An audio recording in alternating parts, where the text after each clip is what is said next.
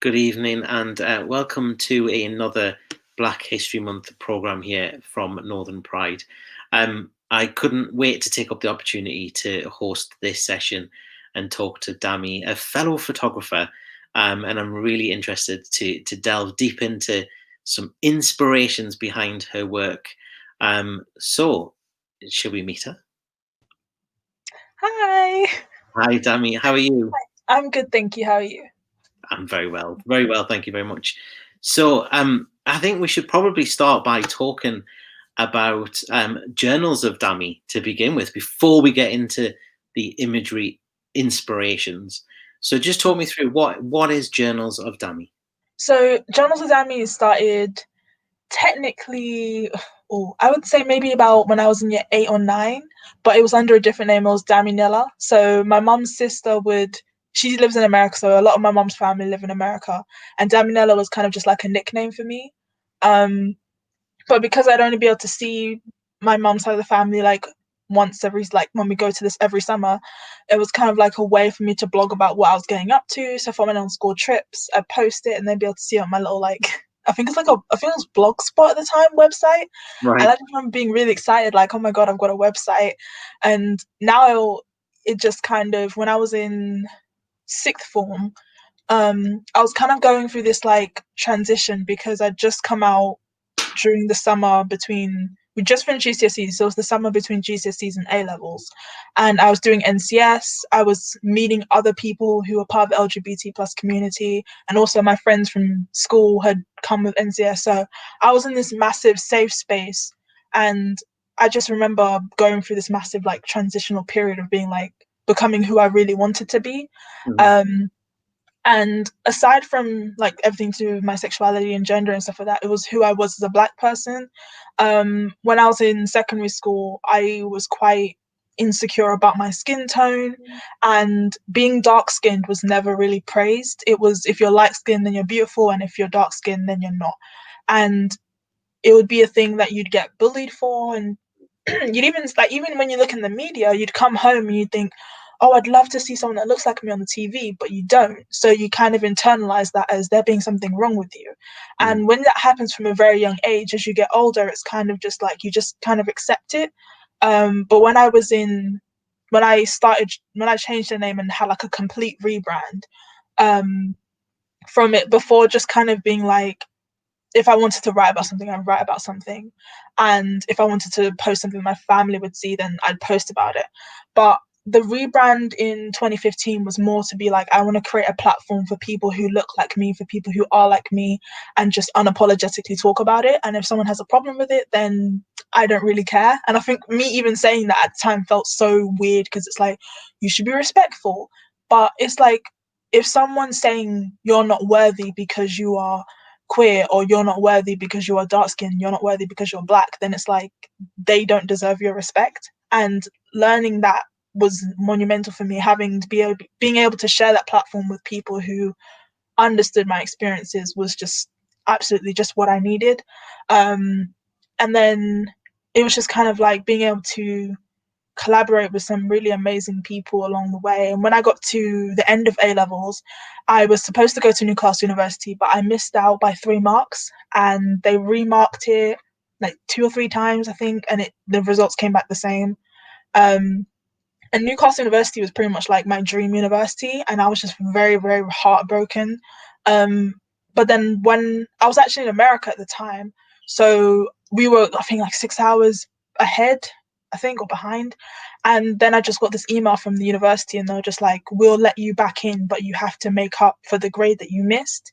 And because they just changed the um, the exam settings, you had to resit, so you'd be, I think, 2 years behind instead of 1 year. And I was just like, I can't do that. Like, it's too much time. Um, and then they were like, we'll let you do it on a BTEC. And I was just like, okay, that sounds like the best idea ever. But I was still kind of going through that moment of, figuring out my purpose even more. So it was kind of like, okay, um, before photography used to just genuinely be a hobby for me, and writing was just a hobby for me. It wasn't something I thought I'm going to do this for the rest of my life kind of thing. But honestly, if I hadn't done that photography BTEC, if I hadn't missed those 3 marks, then nothing else later in life would have, like, a domino effect. Because I remember at the time being really angry at myself and being like, all those negative emotions that I had back in secondary school was definitely creeping up within that year. But when I realized, like, oh my God, all of this had to happen for a reason, it's just like, I'm grateful that it did. And since then, it's just been like, full steam ahead. I'm gonna make this my life, this Journals of Dami, visuals by JOD and everything. And it was just like last year I collaborated with NatWest on a social media project. And I remember getting that email and I was just like, this has got to be a hoax. I like sent it to my mom and I was just like, she was like, I'm going to check it. Like, I'll check if it's real or something. She's like, yeah, it's real. And I'm just like, oh my God. Okay. So it was just kind of like, I think the biggest thing for me with Journals of Dami was just being like, I don't have to change myself to become palatable to the masses and quiet myself down and be like, okay, I'm not going to talk about my sexuality. I'm not going to do that because it's going to make people uncomfortable. And I just kind of want my brand to kind of show other people that you can be yourself completely and still, like, make a life for yourself, get paid, survive, all those kind of things. And it's just been a crazy journey. Like, a lot more stuff has happened in between the way, but I think the biggest thing of Journals of Dami is just pretty much this platform of being like, if you are part of a minoritized group, talk about it here, feel safe here, let's educate people, and just have fun with it, I think. Yeah, so would it almost be fair to say that you kind of started it for yourself in terms of a platform for your voice, Yeah. the representation of yourself, but actually what you've done is you've given such an opportunity for others to either hear from people like themselves, whatever Yeah, that may be, but also a space for them to have their own voice. exactly that. Yeah, it was just literally just because I didn't start going to therapy until last year, so it was like, it was pretty much just therapy for me. And then Mm. I remember I did a video during the year when I was doing my BTEC photography course with one of my friends, and we were talking about what it's like to be dark skinned. And the comments underneath it was just like, thank you so much for talking about this. I feel so seen. And it really just makes you think, like, this is what we're supposed to do. This isn't just for me anymore. I can really make an impact with it. And I got employed by the BYP network the summer after, oh God, yeah. It was the September I started university, and they saw one of the blog posts that I did and they said, we want you to, like, interview people for us. And I think being able to work, like, even with Northern Pride right now, like, being able to collaborate with organizations and businesses and stuff like that and make them be like, hey, these people exist, they have some amazing stories to tell, and a lot of these people just need the platforms or the people to listen. And yeah, that's pretty much, yeah, that's it. Yeah, just it was used to be for me and now I just want it to be for everyone else. So Yeah. do you think that since you started it, do you think representation has improved? Or do you almost think it's got a little bit better, but not do you mean far like do you mean like, did I create representation, or do you mean in, like, in society in in general? society in general? Do you Oh, in think? general, oh yeah, definitely. I think the statement that I love is like, for us, by us. And I Mm, think the thing is, Black people and queer people have been creating things from always. And the thing is that, a lot of platforms won't give them the time of day because it's just like, no one wants to hear about this. We're going to create what we want to create and it's doing well. And it is doing well. But it's like, why aren't you listening to us? Because if you put our stories out there, those stories will do well too. mm. Like, you have Moonlight, that did amazingly well. Like, I watched it with the LGBT Society a couple of years ago, and it was just like, I started crying because it was just this story that they just don't show. And now we're just kind of being like, we're not waiting for these corporations and everyone to give us a chance. We're going to give ourselves the chance. So, um, you have like Black Ballad, which is a media platform for Black women, and they hire Black women to write about everything. Like, they now have regional editors, so they have Black women from the Northeast, all over the country, and just writing about what it's like to be us. And I think I've noticed definitely within like the last few years, definitely more representation, definitely more collaborations with, like, for example, Netflix or the BBC and stuff like that, of them being like, you know, put what you want out there, and people will watch them because these people exist. Yeah. And it's just been like, being a part of that for me has just been kind of like, because when I have my own kids one day, I want to be able for them to be able to be like, oh, I want to read a book with someone that looks like me, or I want to watch a movie with someone who is like me, and now you can. And I definitely want to be part of that train, kind of. Yeah. Brilliant. Thank you for sharing that. So should we start talking about your photography then? Yeah. I think So the process that we're going to start with is cool. look good, do good. Okay, cool. Yes. So that began during lockdown. So it was kind of like, because you can't, I think most of the photography I did was events. And obviously all the events just got cancelled, and it was just like, I really loved for my photography to kind of be like, okay, so I've got Journals of Dami. That's more about like interviewing people and educating and talking about that. But Visuals by JOD was kind of like combining that interviewing style, but also telling these stories through visual images. And it was just videography as well. And it was just like, how can I still do this if these events aren't going on? So I kind of took like I feel like a month off, which I hadn't done before, because I was working even when I was at uni, and I was just like, okay, this is a really good time to do some introspection, trying to figure out how we're going to maneuver this, and also just to kind of also just be like, take a break, just in general.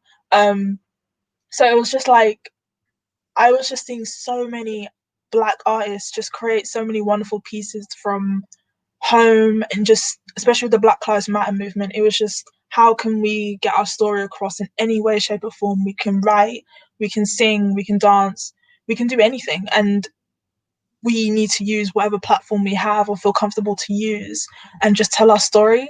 So for me, it was like, I really want the arts to be accessible.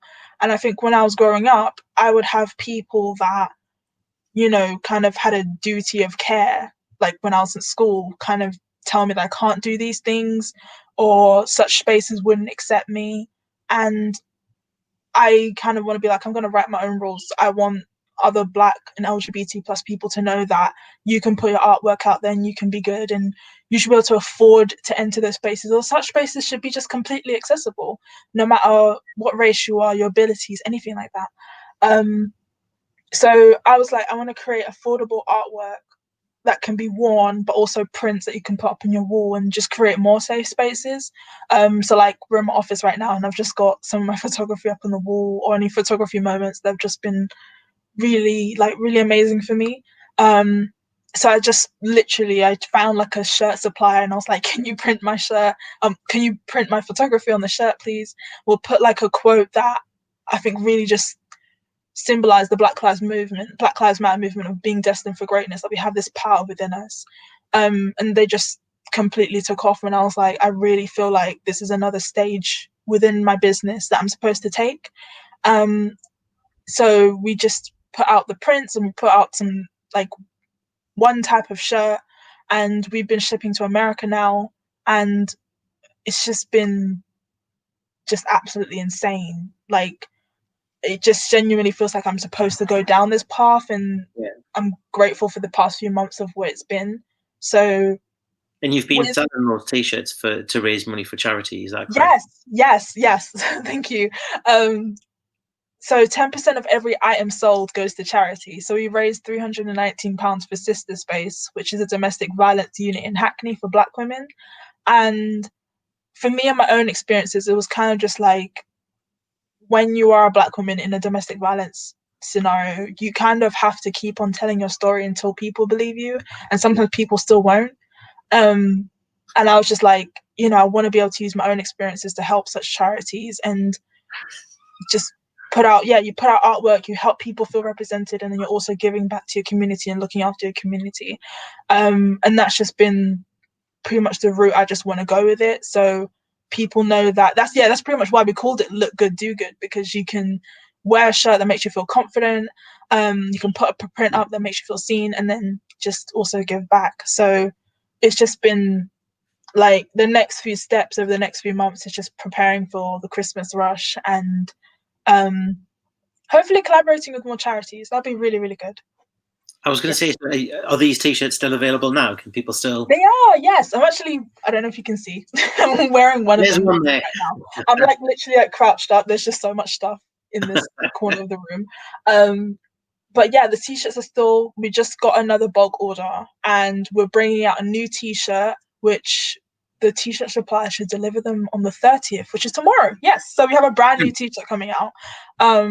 And that everything right now we're raising money for BLAM, which helps teach children about Black history and provide them with mental health services, because that's something I'm very passionate about. I don't want people to have to wait until they get to a certain age where they can afford to go to therapy. I think children especially need it, and just need that access. So yeah, that's the next step. Brilliant. And are these, can they be ordered via your website? Yes, they can. So visualsbyjod.com.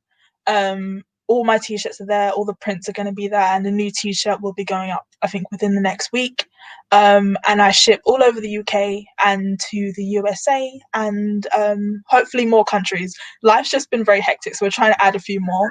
But yeah, right now those are the two. Brilliant. So I'll be getting one. I'll get myself Oh, one. thank you. So just kind of your photography style is stunning, absolutely stunning. Some of the images that you produce are really brilliant. When we've had a look, you can really see that you put a lot of thought into the compositions, into the coloring, and how you actually finish and develop these images into the stunning images that they are. And I think what's been really nice to look at is your attention to detail with regards to black hair. And I think you've called that My Black Hair Memoirs as Yes, a yeah. series. Yes, So so talk us through that. How did that come about?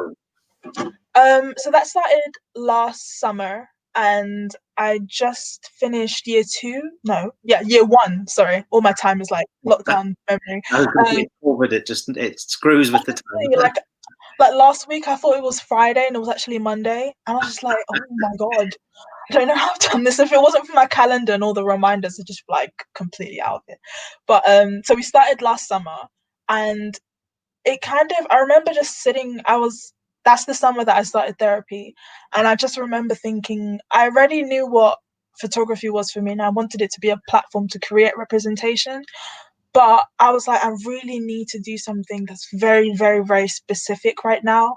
And the biggest emotion that I was feeling at the time was feeling like I wasn't, like, everything about me wasn't enough for society, and that, you know, am I gonna be able to become what I want to be the way I am? And even though I've been doing all this work for all these years, it was still this kind of, you still have those days where you do worry about that. But I was just like, the way for me was still photography becoming like a therapy for me. So I was just like, you know what?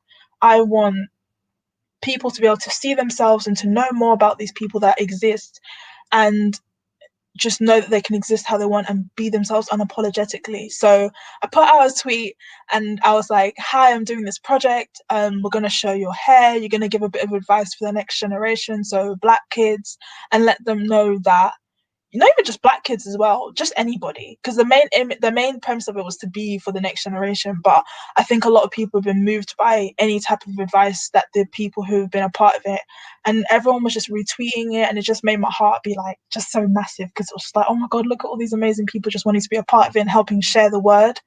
um so it started off in London, um and I just go to all these beautiful, oh gosh, there's so many beautiful places in Shoreditch to shoot. And the thing with me is I love using natural light as photography, because it just makes black skin look really, really soft, and like black skin in general is beautiful and it looks soft. And I just wanted to really amplify that with, especially the golden hour. It's just the perfect combination. And then we had my friends from Newcastle that wanted to be a part of it. We've been to Birmingham, and it was just like every week I would post a new one on my website and on my Instagram.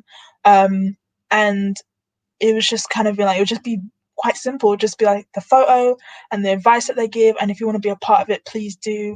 And at the time I just wanted it to just be, just shoot, to be honest, just a way for me to meet new black people and just create a community. And a lot of the people that were a part of it I'm friends with now. but I didn't expect it to go the way it did. So I think we just kept doing it um up until like lockdown. And then I found out about an exhibition that was taking place, and I thought, I really want to get this out there. I really have this story I want to tell. And I was just like, am I going to get in? Am I going to be able to exhibit? And I just remember getting the email, and they're like, we want you to be a part of our exhibition. And it was my first ever proper exhibition. I was just like screaming. I was like, oh my God, we've got to get the photos blown up. We have to just get everything. And they're saying you can sell Look Good, Do Good at the exhibition as well.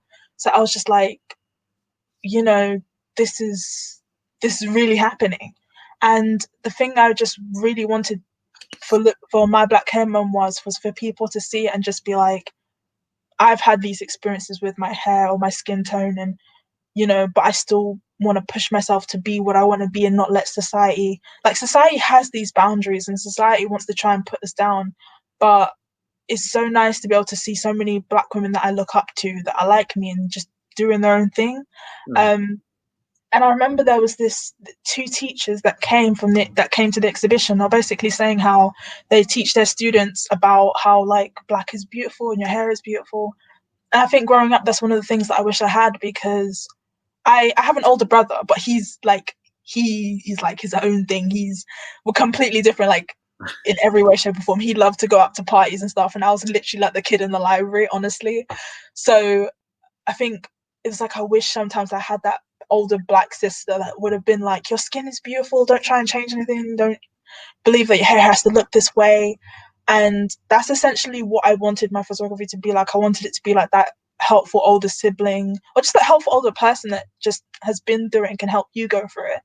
um and now it's just like, we have a few plans for next year that I can't say just yet, but it's going to be very, very Oh, exciting. And I really want to, that, but like, honestly, I'm really excited for it, because it started off as just this therapy thing that I was probably going to do for like maybe 3 months, just as like a short series. But now I'm just like, why not just keep going and just see what happens, and just let people. I'd love to get Black kids as well to be a part of it, just so they can, you know, feel seen as themselves, because you can see yourself. I think for me, what helps me personally is seeing older Black people doing their own thing. But I think with Black kids as well, you still want that mirror with yeah. someone who's your similar age and stuff, and I really want to do that. But I think what we've got planned for next year, I'm really hoping we'll be able to tie into that and really help that. But yeah, I think that's some. Yeah, my Black Hair Memoirs. Yeah. No, it's brilliant to hear, because I think it's for the Black community, it's a really important topic to cover. And I think you've spoke about it so eloquently, in the sense of it's the representation, but also the education piece around it. Yeah. And some of the advice that's getting put out there in terms of how to look after your hair, how to treat it, things like that is vital, especially if individuals don't necessarily have those role models to look up to. So I think it's a brilliant work. And from what I can see online, anyway, there's really good reception to it as well. Thank you. I'm Yeah. really proud of that. Then.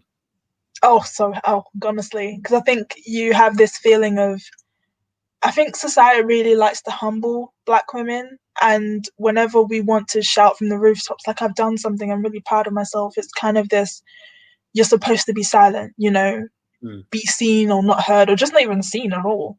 And one thing I really want for Black women and non-binary people, to just be able to be like, if you did something amazing in a world that doesn't want you to be amazing, scream that, like, post about it, be happy. And it's just, be loud, just, yeah, that's exactly it. Yeah. No, brilliant. So we've kind of covered two key topics that you've covered through your photography. But I think what would be quite nice to do now is explore almost your street photography. So you still do a bit of grab the camera and go type Yeah. photography, and see what you find. And I think some of the images that you've been able to produce are really capture Black representation in social surroundings and social space. Do you find that is something that you're very passionate about, in terms of making sure that you're showing that representation, and that different settings and different scenarios? Yes, yeah.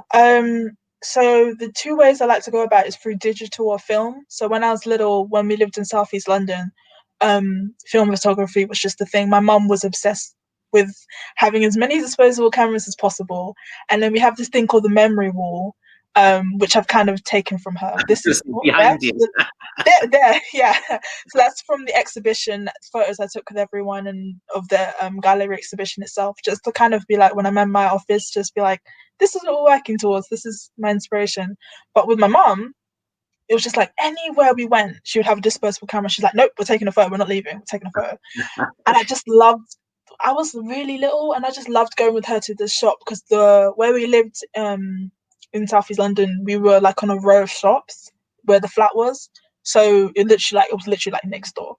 And they just develop it for us, and we get it, and I just loved all of that. So for me, when I grew up, or if I went on holiday with my friends or just anywhere, I had my digital camera, but I wanted to go back to film to kind of reconnect to my childhood self. So if I went to like UK Black Pride, or if I went to Carnival, it was just kind of like, how can we show the Black experience? Because I think for some people, they don't like to acknowledge the LGBT plus community and act like it's not part of the Black community. They'll say like, no, that's not real, that's not a thing, that's not something to be proud of. But it is very much part of our history and our heritage. And today, especially today, we're all creating these beautiful legacies and all deserve to be heard. But I think especially the thing that I love most about that, she's just, I remember someone at the exhibition told me, he was asking me, why do you not really show people's faces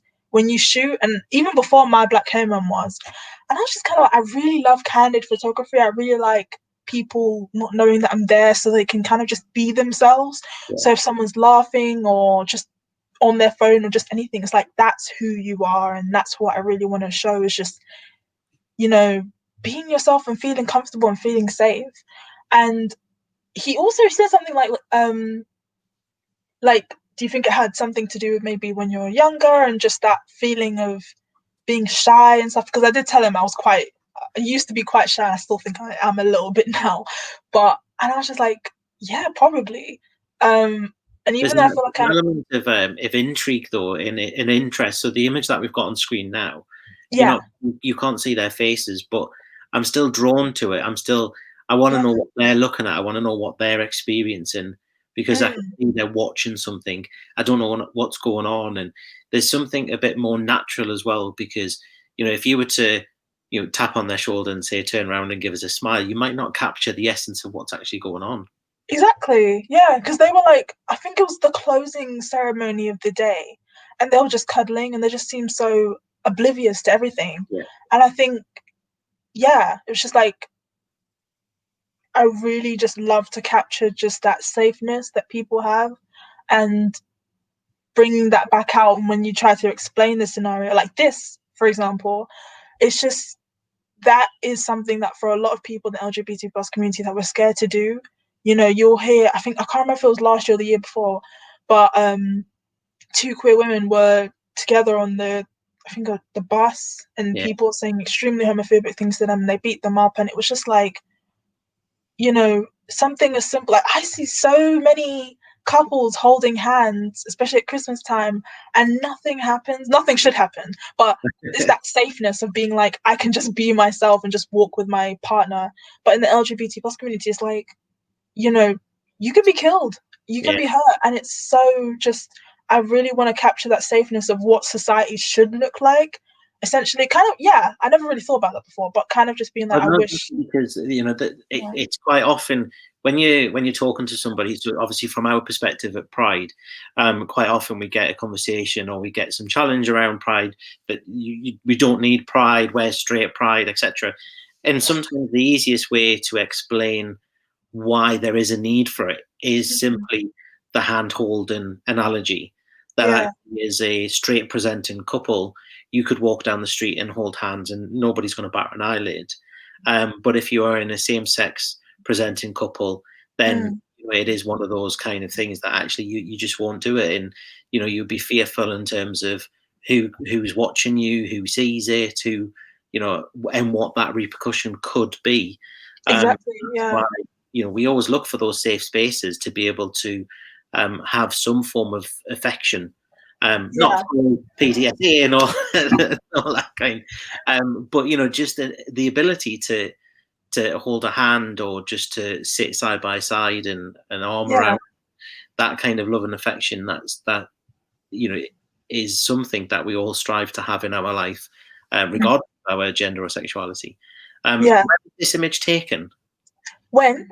Where was it? Where were these people? UK Black Pride. So I've been every year, I think for the past 2 or 3 years with my best mate.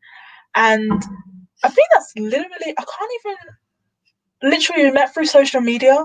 And I think for the LGBT plus community, that's definitely like a beautiful place for us to meet and just, you find these safe spaces through hashtags and stuff. And I think I did some photography for her, and then she was just like, "Do you want to go to Black Pride?" And I was like, "I didn't know this existed," because I'd just been to London Pride for the first time the year before, Right. and then I literally just went with her, and it was just the best experience ever. The food was amazing, the music was amazing, and everyone looked like you. So it was just like, I was like, oh my god, I've got to come back. And I took my camera with me, which at first I thought was a really dumb idea because like everyone was dancing a lot and really in close proximity. And I was just like, oh my god, am I going to drop my camera or something? But I'm like, no, this is the perfect place because this is who we are and this is so beautiful. And I just had to capture that.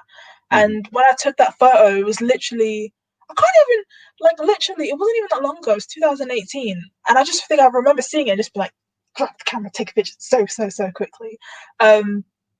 And like a lot of the photography that I take often doesn't really show the person's face, or they will be turned to the side a little bit. And I just really like, especially because then you can place yourself in it. Like with my Black Hair Memoirs, you can't see their face, so you can be like, that could be me, or that could be me, and you just feel that's what I really want for Black people, especially because on TV, it'll be like, you can only be one type of way, and this is the only character we're going to ever show. But I love having that multi-dimensional narrative. It's like, if you're shy, we've got a character for that. If you're quirky, we've got a character for that. If you like to be hard, we've got a character for that. And that's kind of what I want to symbolize through my photography as well. Like, put yourself there because you can see yourself. Yeah. Yeah. So just touching back a little bit there, you were talking about how your mum had all these disposable cameras, and Yeah. I remember that time fondly. When I did my photography studies, I actually learned how to develop Oh. film. Could I hell do it now? Probably. But I have also had like kind of that desire to go back to film.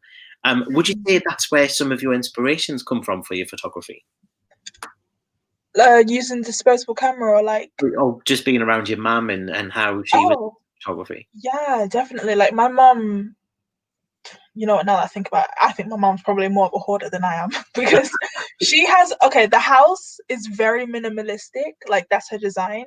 But when I think of all, she kept and still keeps so many photo albums from like when she was my age and when my brother and I were kids. And we have everything is so neat, like neatly labeled, like Dami's fourth birthday or Dami's first time at a theme park. Like, and I just became obsessed with that. I'm like, you've kept everything, and it's just so beautiful to see me kind of grow up and see like, oh, this was me in art class when I was 3 years old, and you can kind of see where I became addicted to painting and painting all over the walls and just having that creativity, or being kind of really like shy but still outspoken, because it's like I might be shy in some areas, but if you want to debate or you want to talk about something that's Black or queer, I'm there. I will talk your ear off. But I think with my mum, it was just like, I really want to be able to capture everything that I see. I'm probably that annoying friend that likes to take a photo of everything when you go on holiday,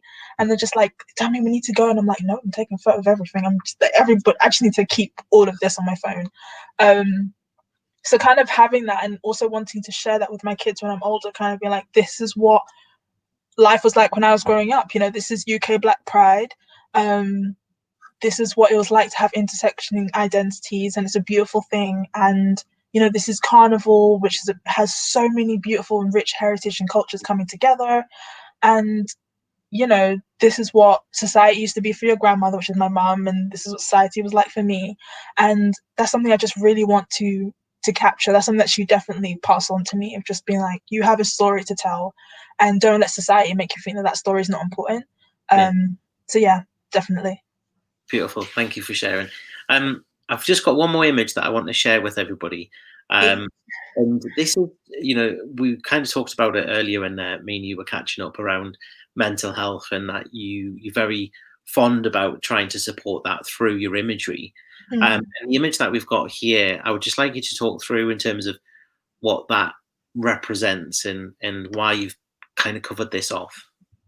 Yeah, so this was taken when I was part of the Fashion Society last year before I went on placement year. And we just went to the beach and there was like this kind of competition, but like who can take the best photo with this theme that they gave us. And one thing that I'm extremely, extremely passionate about is mental health because I'm in therapy and I'm not afraid to say that because I I think I think one of the best analogies I heard was that if someone said, if you're going to the doctors or you're going to the dentist, like, oh, I've got a dentist appointment next week, everyone's just kind of like, okay. But then if you say you've got therapy, then it's kind of just like this, oh my God, she's in therapy. What's wrong with her? She's this or that. And it's like, I really want to destigmatize that that there's, like, it's a bad thing to go to therapy and it's a bad thing to talk about therapy. And especially in the Black community, it's kind of like we don't do that. We don't talk about mental health. We just keep on going. And it's kind of a survival instinct because in the past and with everything we've ever been through, we just had to keep on going. And that has definitely been passed on from generation to generation. And today it's kind of like you have these experiences and these mental health issues, but you don't know that that's depression. You don't know that that's anxiety and so many things. And we just keep on going. And it gets to a point where you can't anymore. And you really just kind of have to let go and pass that on to someone else, like a therapist that can help you process such emotions. And I wanted to bring that through my photography, like that photo, because especially with men's mental health, on top of that, it's like, you're raised like boys will be boys or boys don't cry, and you just keep on holding on. And they are so good at doing it for so many years. And it's like so many distressing things have happened over the past few years that have come to light for men. And it's just like society just keeps on telling them, don't talk about it, just keep on going. And it's not healthy at all.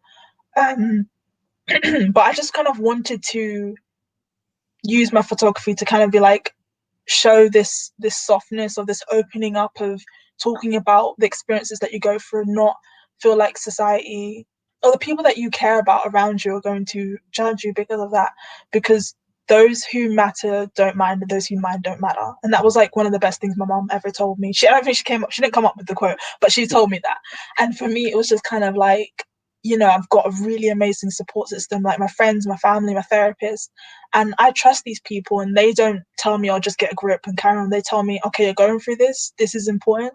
And you can talk to us. And I want my photography to kind of be like, you know, even if you're not a man, and you just want to talk about your mental health experiences, do it. Is the best thing to just get it out. Do it in your own way as well. Like, it doesn't have to be photography. It can be writing. It can be painting. It doesn't even have to be creative. If you just want to talk, just talk it out. And I think especially being like with all my identities and stuff like that, I remember last summer I posted like this really long paragraph about me and depression and going into therapy and being Black and being like, not many Black people talk about this, and I really wish more people did, but I'm not ashamed to say it, like I'm in therapy and this is just a part of my journey. And like, I had so many amazing people in the comments just being so supportive. And it's just like, more people need this. More people need to know that it's going to be okay if you do. And going back to wanting to use my art to make it more accessible is just also therapy really needs to be accessible, because I'm quite privileged to be able to afford to pay for it. But I used to be on the NHS for it, but the waiting queue is unbelievably long. And I just wish for everyone could just get therapy at the drop of a hat and it be affordable or just free. And obviously the therapists still get paid, but just making it just, accessible, because so many people just don't go because they can't wait that long or they can't afford these prices. And, at least if you can see if you can at least see the art, you can feel connected to that art of being like, okay, these people who are like me are going to therapy and it's working for them and they feel that they can talk about it, then so can I. And that's definitely like with anything I post, even if it's not to do with mental health, just anything about minority groups, anything like that. I just want people to feel like they can get help and they feel seen and supported. So yeah. No, brilliant. Sorry, I was Thank you. rambling on a bit there. I was just like, whenever I get into it, I was just like, I need to talk about this. Such Yeah. an important topic, and I think you've covered it beautifully there in terms of there's so many different ways people can reach out for support if it's not necessarily through a medical channel, almost in terms of therapy and therapists, but actually through creative art, through Yeah. engaging in different kind of mediums and mechanisms to explore oneself for others, to learn from others as well. Yeah. Thank you very, very much for sharing. I could probably go on forever showing these images because they are stunning. But I just want to say a huge thank you for sharing not only your work but your part of your life with us, in terms of where you are right now. And I believe you're in a placement, yeah. I am, yes. So I'm working for myself for the year, which I think was just like initially what you usually do is you go work for another brand or business within your area, wherever actually. You can even leave the UK and do it. But I was just like, I really want to work for myself for the year because this is what I hope to do when I graduate. So it'll be a great trial year. And honestly, just having this experience has definitely birthed more space for like look good, do good, and everything like that. So I'm hoping to be able to use this year to help more people. I think that's what I really want to do. But thank you so much for having me. Honestly, like this has been so much fun. Just Absolute sharing pleasure. it. So, where can we find you for Journals of Dami? I think we've got a website online now.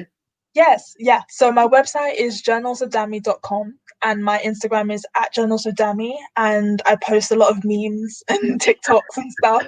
But I also post useful stuff on my Instagram. So I don't like things to be too serious all the time. So I like to just post funny stuff. And then on my main Instagram page, like the grid thing, it might be like interviews or um just really long posts about all my identities or sharing the mic with other people kind of thing. And that'll be on my website as well. And then my photography related stuff is at Visuals by JOD.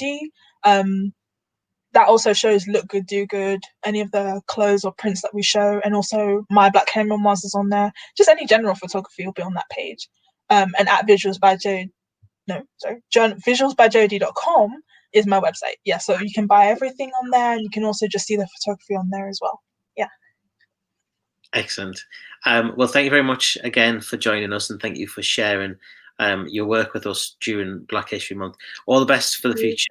Do keep in touch, and yeah, make sure that you share as much of your photography as possible because Thank you so much. Thank you. It's been amazing. Thank you very much. And take care and look after yourself and stay safe.